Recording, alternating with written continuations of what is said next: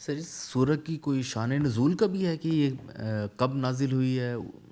ایک تو ویسے ہر سورہ کے بارے میں بھی بتائیے کہ جب ہم قرآن کو سمجھ رہے ہوں تو ہمیں اس پر بھی توجہ دینی چاہیے، یعنی کہ معلوم ہونا چاہیے کہ یہ سورہ کس ماحول میں، کس طرح اور کب نازل ہوئی، اور سورہ فاتحہ کیا اس سلسلے میں کیا ہے؟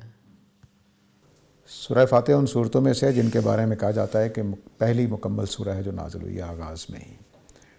اور البتہ یہ کہ شان نزول معنی پر اثر انداز ہوتی ہے، یہ ہمارا اصول نہیں ہے.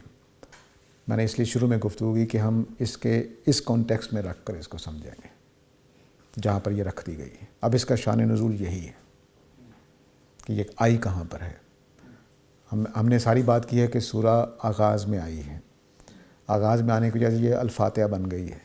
الفاتحہ نے 3 صفات الہی کی بنیاد پر دین کا ایک تصور دے دیا ہے، دنیا کا ایک تصور دے دیا ہے، خدا کا ایک تصور دے دیا.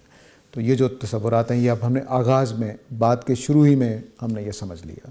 بس اس کا سیاق و سباق ابھی یہی ہے، یہی اس کی شان نزول ہے کہ یہ شروع میں ہے، پہلی سورہ.